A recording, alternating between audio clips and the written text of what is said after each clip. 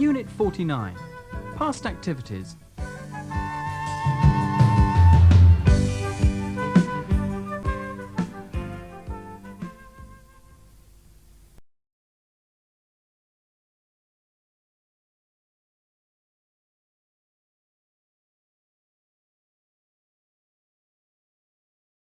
Speaking and listening.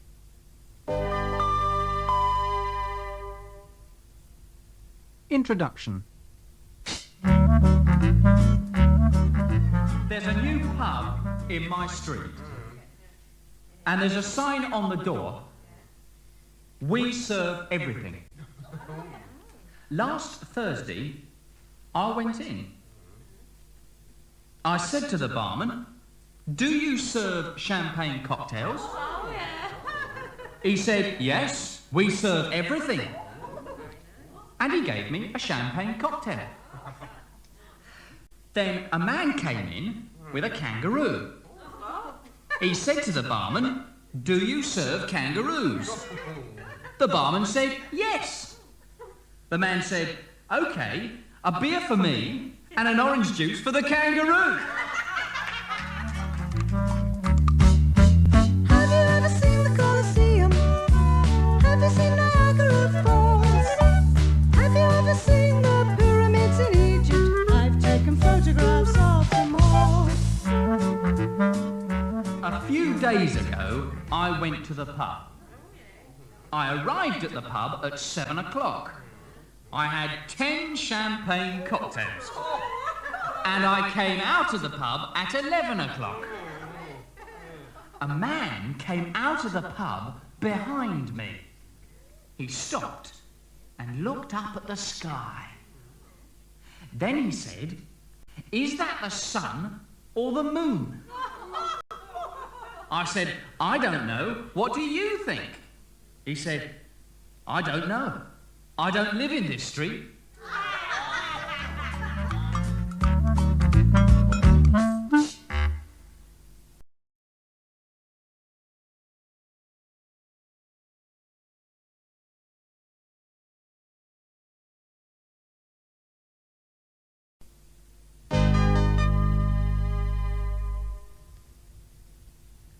What was happening?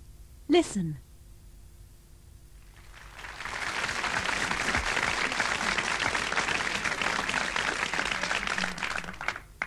These questions are all about novels, about the first words of novels. Which novel begins with these words? It was a bright, cold day in April, and the clocks were striking 13. Iris was first, I think. It was a bright, cold day in April, and the clocks were striking 13. 1984, by George Orwell. 1984 by George Orwell. Correct. Which novel begins with these words? Alice was beginning to get very tired of sitting by her sister on the bank, and of having nothing to do. Roger. Alice in Wonderland by Lewis Carroll. Alice's Adventures in Wonderland by Lewis Carroll. Correct. Now, this question is a little more difficult, I think. Which novel begins with these words? On an evening in the latter part of May, a middle-aged man was walking homeward from Shaston to the village of Marlott. George. I think it's one of Thomas Hardy's novels. Thomas Hardy, yes. But which novel? I don't know. Tess? Tess of the D'Urbervilles. Correct.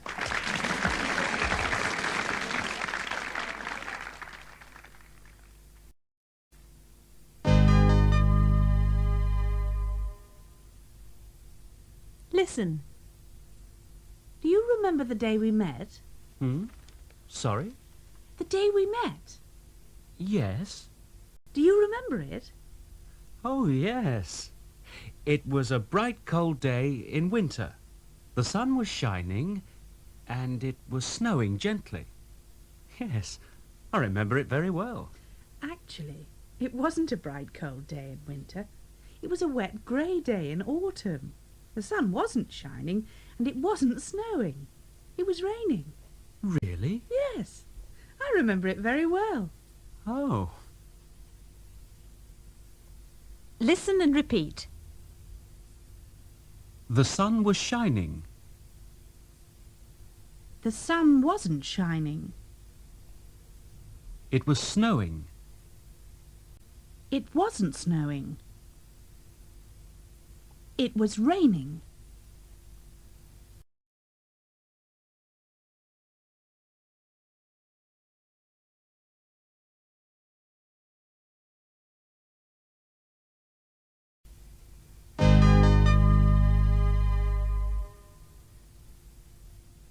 What were you doing? Listen. I'm sure it was snowing. No, you're wrong. It was raining. It was in December. We met at the door of a bookshop. I was going in and you were coming out. You were carrying a lot of books and you dropped one. I picked it up for you. No, no, no. No? No. It wasn't in December. It was in October. And we didn't meet at the door of a bookshop. We met at the door of a supermarket. I was going in and you were coming out. You were carrying your groceries and you dropped a packet of tea. I picked it up for you. I remember it very clearly. Oh. Listen and repeat. We met at the door of a bookshop. I was going in and you were coming out. You were carrying a lot of books. We met at the door of a supermarket. You were carrying your groceries.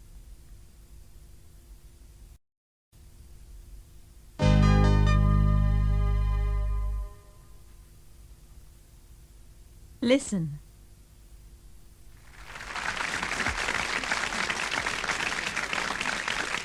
Now, who said this? That's one small step for a man, one giant leap for mankind. Iris. Neil Armstrong, the American astronaut. Neil Armstrong, yes. Apollo 11 landed on the moon in July 1969. That was the first moon landing, of course. What were you doing when you heard the news? Do you remember? Iris. When I heard the news about the moon landing, Yes. I was painting my kitchen. Roger? I was doing my homework. I was still at school in 1969. How about you, George? I was working at a jazz club in New York, I think. Yes, that's right. I was having supper one night when I heard the news on the radio. I was a little surprised. I thought the newsreader said Louis Armstrong.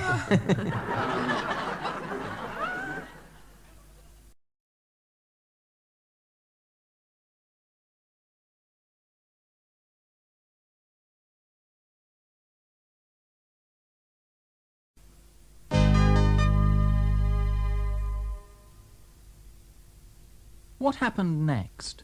Listen. I'm sure it was a bookshop. No, you're wrong. It was a supermarket. You were carrying your groceries and you dropped a packet of tea. You dropped it and I picked it up. When I picked it up, you said, "Thank you." Really? Yes. What happened next? What did you say when I said thank you? I said, "You're welcome." Yes, I think you're right. I remember now. You said you're welcome, and suddenly the rain stopped and the sun came out, right? Right. Yes. I remember it very clearly now. Good. But I still think it was in December.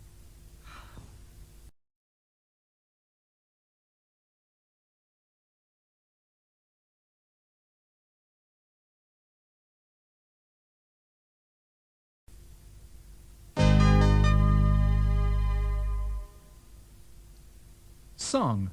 Bad news.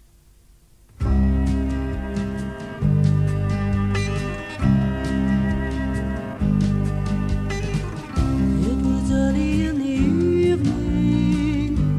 The sun was going down, the moon was coming up over the town.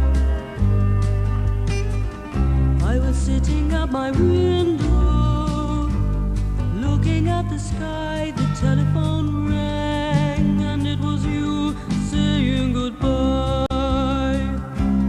Bad news always arrives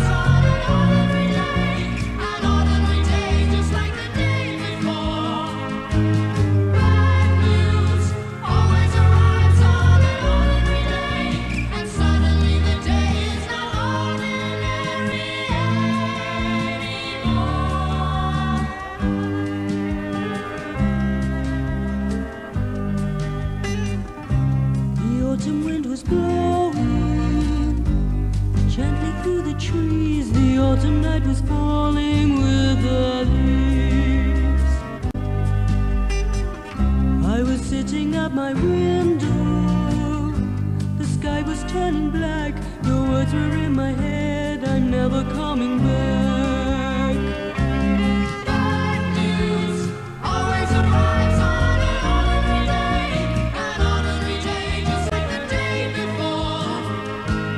Bad news always arrives on an ordinary day. An ordinary day just like the day before. Bad news always arrives on an ordinary day. An ordinary day just like the day before.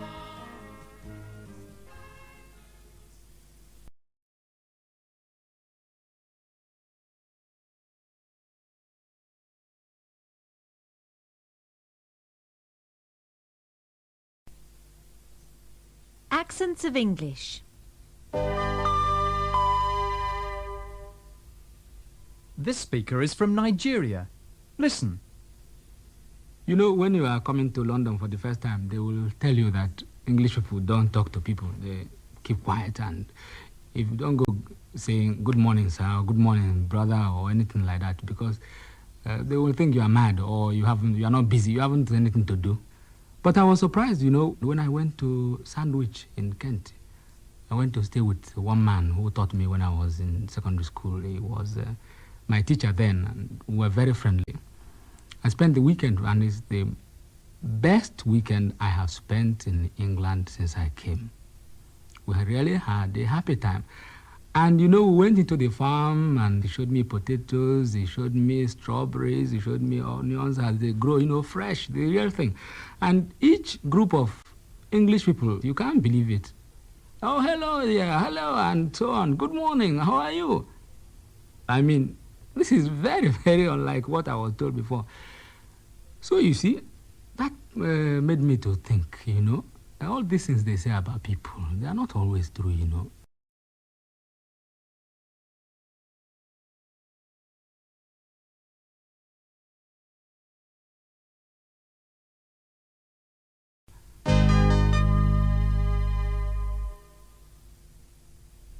Synopsis.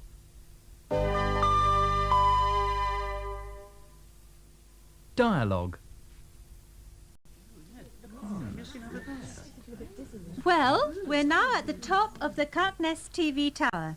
Not exactly. Sorry? Not exactly at the top. I was reading my guidebook this morning, and I found an interesting piece of information. Yes? The Cackness TV tower is 508 feet high, and the viewing platform... Where we are now? Yes, the viewing platform is 419 feet high. Absolutely right. Thank you, Neville. You're welcome.